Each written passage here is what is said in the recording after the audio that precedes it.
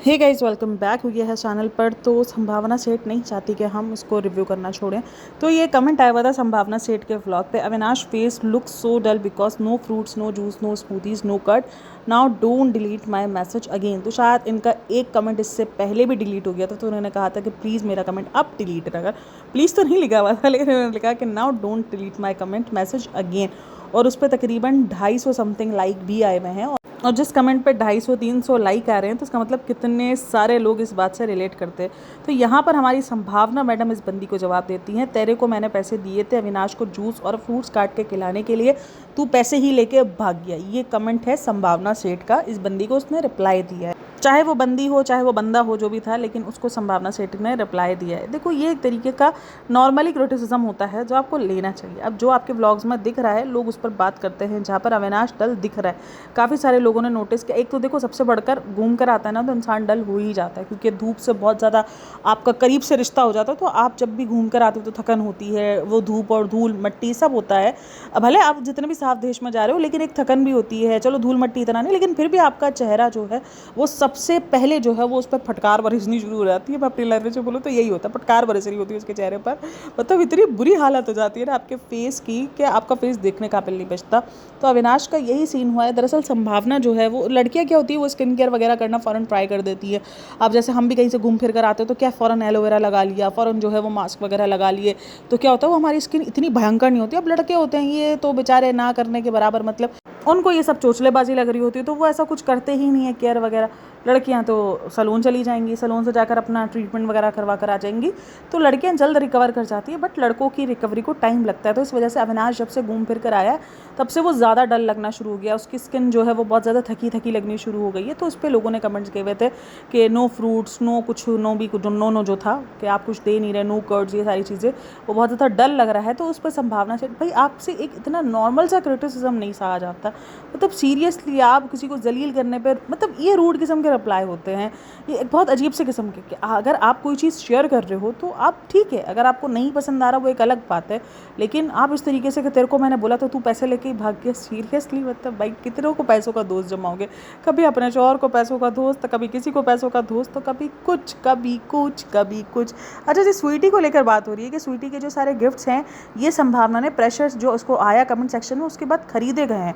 ये मुझे बड़े हैरत लगी कि ये जो सारे स्वीटी के गिफ्ट्स हैं, ये खरीदे गए हैं और ये खरीद के स्वीटी को गिफ्ट्स दिए गए हैं। ये बड़ी नई बात आई है, ये मार्केट में नया है। अच्छा, इस कमेंट के रिप्लाई के बाद ना मैं समझ गई। मैंने कहा संभावना मैडम अगर खामोश है ना, तो वो इसलिए खामोश है, शायद उनको व्यूज़ बहुत अच्छे आ रहे हैं, तो इनको लग रहा है कि नहीं यार, कोई अगर इस तरीके का मैंने तड़कता भड़कता अगर वीडियो बना दिया तो मसला ना हो जाए, तो ये इसीलिए खामोश है। बाकी भाई मुझे लग रहा था बंदी हम्बल होती जा रही है शायद। ना बाबा ना, ये कमेंट देखने के बाद, ये रिप्लाई देखने के बाद मैंने यही कहा, मैंने कहा यार ये बंदी हम्बल नहीं होती, ये बंदी ऐसी ही ऐसी ही रहने वाली है। जब संभावना सेठ बिग बॉस में गई थी ना, तो उसके बाद भी उसका इमेज बहुत ज़्यादा ख़राब हो गया था।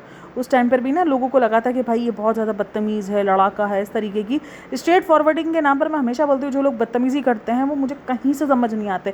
एक तो ये स्ट्रेट फॉरवर्डिंग के नाम पर, और दूसरा ये कि हम दिल के साफ है।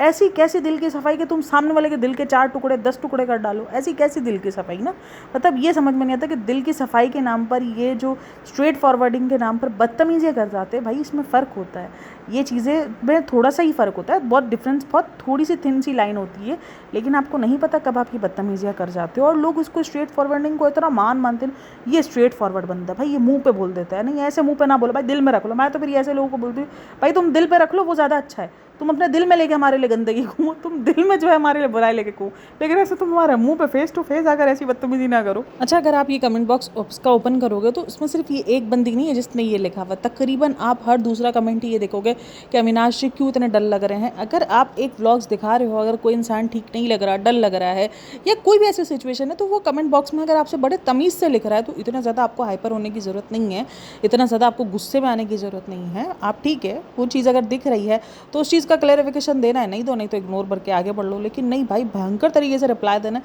मतलब जिस तरीके से। और उसके बाद फिर इन ब्लॉगर्स का ना, अब ये जो कॉन्सेप्ट है ना, जैसे उस दिन मैंने कशिफ अंसारी पे वीडियो बनाई थी, अगर आपको याद हो, अगर आपने देखी हो वो वीडियो, तो मैंने उसमें कहा था कि वो लोग ना कुछ समझते ही नहीं है ऑडियंस है। इनको लगता है अगर ऑडियंस हमें देख रही है तो ऑडियंस का एहसान नहीं है, हमारा एहसान है कि हम उनके लिए वीडियोज़ बना रहे।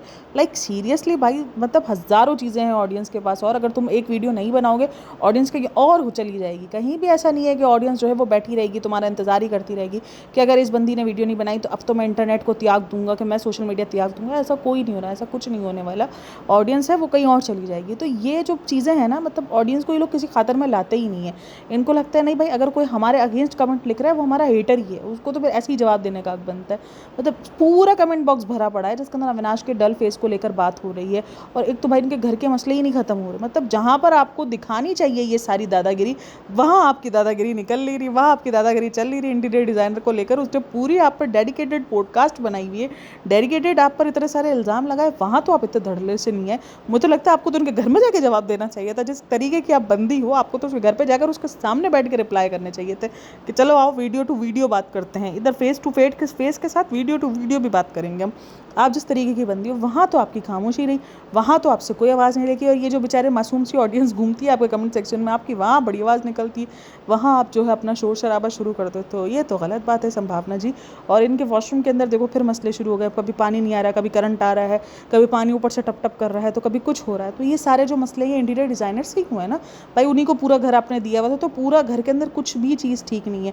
हर एक चीज़ 1 महीने के बाद जो है वो ख़राब हो गई। ख़राब होती हैं, जाहिर सी बात है, चीज़ें यूज़ हो रही हैं, ख़राब होती हैं, लेकिन 1 महीने के अंदर अंदर ऐसा कुछ नहीं होता कि सब कुछ हाथ में आ जाए आपके।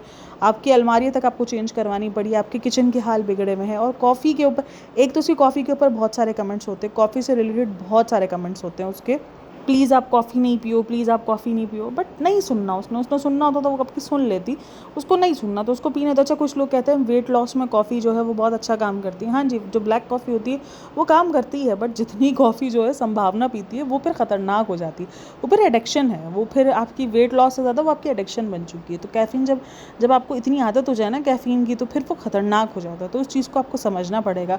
और रही बात, अच्छा जी, स्वीटी की मैं क्या बात कर रही थी कि स्वीटी के काफ़ी सारे लोगों को गिफ्ट्स लग रहे हैं कि वो ख़रीदे हुए हैं, इधर से ही खरीद के लेकर आए, वो स्वीटी के लिए गिफ्ट्स नहीं लेकर आई थी। काफ़ी सारे लोगों को लग रहा है कि स्वीटी और इसकी कुछ नाराज़गी चल रही थी, जिस पर अगर आप वो स्वीटी वाला जो कमेंट बॉक्स भी वो भी खोल के देखोगे तो लो ये लो मिल गया तमाशा, ये हो गया। जबकि मैंने ये कहा था कि इसने जानबूझ के स्वीटी को इग्नोर करके रखा हुआ है। स्वीटी का जो ये नाम नहीं ले रही ना, जानबूझ के नहीं ले रही, क्योंकि उसको पता था कि ऑडियंस से लिखना है, उसके बाद फिर ऑडियंस को इस तरीके से लताड़ना है। तो ये गिफ्ट्स के ऊपर भी, और अभी जो इसके सारे वियतनाम के गिफ्ट्स और ये सारे गिफ्ट्स जो ये अपने लिए भी लेकर आई है, जो सारी चीज़ें लोग देख रहे हैं, कर रहे हैं, उसके बाद काफ़ी सारे लोग लिख रहे हैं कि ये सारी चीज़ें आप स्वीटी के लिए बोलो, गुड़िया के लिए क्यों नहीं लेकर आई। मतलब गुड़िया को तो आपको और ज़्यादा पैम्पर करना चाहिए था, क्योंकि आपने उसका चैनल डिलीट करवा दिया। तो आज भी लोग उसके चैनल को नहीं, अच्छा ये जो चैनल वाली इतनी बुरी कंट्रोवर्सी हुई, आपकी नॉनवेज पे कंट्रोवर्सी हुई, जहाँ आप पकड़ा गई हो वहाँ आपने क्यों बात नहीं की, वहाँ आप क्यों धड़ल्ले से नहीं आए, वहाँ क्यों आपकी जो ये जो स्ट्रेट फॉरवर्ड वाली जो चीज़ें हैं, स्ट्रेट फॉरवर्ड वाली जो हालत है जो आपकी, वो क्यों नहीं निकल कर आई। आपने क्यों स्ट्रेट फॉरवर्ड नहीं बनी, क्यों आपने आकर लोगों को एक्सेप्ट नहीं किया कि हाँ मैं खाती हूँ नॉनवेज, तुम्हारा कुछ जाता है, क्यों आपने ये हरकत नहीं की। क्योंकि यहाँ आपकी पोल पट्टी खुल चुकी थी इसलिए। तो ये स्ट्रेट फॉरवर्डिंग सिर्फ अपने मतलब के मुताबिक क्यों आती है आपके अंदर, कि जब आपको ऑडियंस को रिप्लाई करना होता है तो तब आपकी स्ट्रेट फॉरवर्डिंग आ रही होती है, जब आप खुद कुछ करते हुए पकड़ा जाती हो तब स्ट्रेट फॉरवर्डिंग नहीं आती है। मतलब ये तो गलत बात है, ये तो ज़्यादती है ना, ऐसे नहीं करते रे बाबा, ऐसे नहीं करते। खैर मुझे लग रहा है अगर इब्राहिम फैमिली के बाद तो कोई दूसरा नंबर था ना, तो बस संभावना का है, मुझे ऐसा फील हो रहा है भाई, क्योंकि ऑडियंस बहुत ज़्यादा अगेंस्ट आ रही है। कमेंट सेक्शन में ही देख लो, पॉडकास्टर तो छोड़ दो, लेकिन कमेंट सेक्शन में ही, और एक ये निदा खान, मतलब मुझे लग रहा है कि ये 3 लोग जो हैं अब ये बहुत बुरे तरीके से लपेटे जा रहे हैं, क्योंकि स्नैपी गर्ल का भी एक दौर आया था, अब खैर उसका दौर ख़त्म है। बट निदा खान भाई वो मतलब ऐसी अजीब अजीब हरकतें करती है ना, मतलब एक तो नज़र का इतना डर है, उसके बाद नज़र के बाद दिखानी भी हर सब कुछ है। तो भाई दिखाना क्यों है जब नज़र लगती है, जब सारी चीज़ें, और आपको लग रहा है मतलब लोगों के पास इतना फारिग टाइम है, और इसको लग रहा है कि इतना सब लोग फारिग हैं कि लोग इसकी चीज़ों को बैठ के नज़र मारते रहेंगे। लाइक सीरियसली भाई, लोगों की ज़िंदगी में और कोई काम नहीं, और नज़र का इतना ही है तो फिर आप दिखा क्यों रही हो। और अच्छा जी, एक चीज़ जो इसने इस्लाम के मुताबिक कही थी, मैं उधर ना पॉइंट ऐड करना भूल गई थी, जो परसों वाली पॉडकास्ट है, कि जो इस्लामिक लोग हैं वो मुझे रिप्लाई दो। जब आप इस्लाम को यूज़ इस तरीके से कर रही हो, तो जो गाड़ी आप चला रही हो वो गाड़ी आपने EMI पे खरीदी, EMI के अंदर होता है सूद शामिल। इस्लाम के अंदर सूद तो इंतहाई मना है, हराम करार दिया गया है सूद को। फिर आपने कैसे कर लिया ये काम, ये कहा ना कि रिलीजन को अपने हिसाब से यूज़ करते हैं, और जो लोग अपने रिलीजन को अपने हिसाब से यूज़ करते हैं ना, वो मुझे नहीं समझ में आते। और फिर वो रिलीजन दूसरे पे थोपते भी है। अब जैसे सबा इब्राहिम हो गई, वो उस पर रिज़ा पर अपना रिलीजन थोप रही थी। रिलीजन मतलब कि अपना उसका रिज़ा का भी सेम ही रिलीजन है कि नहीं इस्लाम में नाखून बढ़ाना मना है, ये बढ़ाना है। तो इस्लाम में नाखून बढ़ाना हराम नहीं है, लेकिन सूद लेना हराम है। उसने भी सूद पे कर्जा लिया है, क्योंकि ये जो बैंक से लोन लेते हैं, बैंक उस पर इंटरेस्ट लेता है। उसको इंटरेस्ट को हमारे इधर सूद कहा जाता है। दैट्स इट, सिंपल सा लॉजिक है और कुछ नहीं है। इस पर आप कोई अगर मगर कुछ नहीं लगा सकते, कहीं से कुछ नहीं है। जो बैंक का कर्जा होता है उसके अंदर सूद शामिल होता है। ये इंटरेस्ट वो साफ लिखा हुआ होता है कि वो इंटरेस्ट है, तो वो इंटरेस्ट वाला कर्जा सूद में ही होता है। चाहे ये ले चाहे वो ले, दोनों ही गलत कर रहे हैं। तो ये सूद ज़्यादा बुरा काम है कि ये नेल्स बढ़ाना ज़्यादा बुरा काम है? मतलब कुछ भी यार, कुछ भी करने का। तो खैर आप लोगों का कहना है इन सब में मुझे लाजमी बताइएगा। और बाकी संभावना के बारे में भी आप लोग बताइएगा कि आपको भी लग रहा है कि स्वीटी के जो गिफ्ट्स हैं वो इधर से खरीदे गए। मुझे ऐसा कुछ खास फील नहीं हुआ, बट लोगों के कमेंट्स इस तरीके से थे, तो इसलिए मैंने कहा कि चलो इस चीज़ का भी जिक्र कर लेते हैं। और क्या आप लोगों को भी लगता है कि गुड़िया को उसको और स्पेशल ट्रीटमेंट, क्योंकि काफ़ी सारे लोग जो है वो उसके शूज़ से भी नाराज़ हो गए कि एक तो आपने उसको गिफ्ट्स दिए, वो भी उसके साइज़ के नहीं थे। ये गिफ्ट्स भी आप इसके लिए नहीं लेकर आई थी, किसी और के गिफ्ट्स है जो आपने उसको चिपका दिए हैं। क्योंकि मैंने तो देखो, मैंने उस चीज़ पर कहा था कि एक्सपेंसिव गिफ्ट्स पे नहीं जाना चाहिए, लोगों की नीयत देखनी चाहिए। लेकिन हाँ, मैं भूल जाती हूँ कि ये व्लॉगर्स हैं, इनकी सिचुएशंस डिफरेंट होती है। मैं मासूम सी इमोशनल सी बंदी हूँ, मैं इमोशन में बह जाती हूँ। मुझे लगा कि नहीं यार चलो जी लेके तो आइए कम से कम। लेकिन वहाँ जब मैंने दोबारा कमेंट्स वगैरह रीड किए, मुझे लगा नहीं यार, मैं थोड़ा सा जज्बात में आ गई थी। वो बच्ची ज़्यादा डिज़र्व करती है, वो आपके घर में रहती है, तो वो जाहिर सी बात है वो डिज़र्व करती है। अगर आप दूसरों के लिए भी एक्सपेंसिव चीज़ें लेकर आती हो, दूसरों के लिए भी आप एक्सपेंसिव चीज़ करती हो, तो फिर आपका फ़र्ज़ बनता है कि आप फिर ये डिफरेंस ना रखो। आप एक तो बताती हो कि नहीं मैंने कोई गुड़िया में डिफरेंस नहीं रखा हुआ है, गुड़िया को जो है मैं अपने बच्चों की तरह रखती हूँ सारी चीज़ें, और वो डिफरेंस दिख रहा है कि उसको एक शूज़ भी उसके साइज़ के नहीं दिए हैं आपने। क्या वियतनाम में लोगों के छोटे पाँव नहीं होते? मतलब सबके इतने बड़े बड़े ही पाँव होते हैं, क्योंकि आपने एफर्ट्स ही नहीं दिखाई। आपको एफर्ट्स दिखानी ही नहीं थी।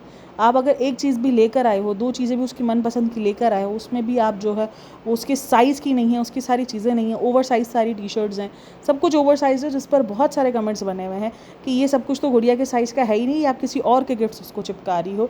तो आप लोग क्या कहना है इन सब में मुझे लाजमी बताइएगा। और एक गिफ्ट जो इसने वो दिया था, जो उसने नाइट सूट दिया था, उस पर भी होना था। नाइट सूट पर इसने शायद बोला था ना कि मेरा दिल है, मेरा करता है, मेरा दिल कर रहा है और मुझे ये लेना था अपने लिए, लेकिन मैं अपने लिए नहीं ले सकी। तो आप क्या जताए भाई, ले लेती, आपके पास पैसा तो था ना। तो खैर आप लोग कहना इन सब में मुझे लाजमी बताइएगा। बाकी वीडियो अच्छी लगी हो तो like share and subscribe my channel. अपना बहुत सारा ख्याल रखना, मिलते हैं नेक्स्ट वीडियो में, तब तक के लिए टेक केयर, बाय बाय, अल्लाह हाफ़िज़।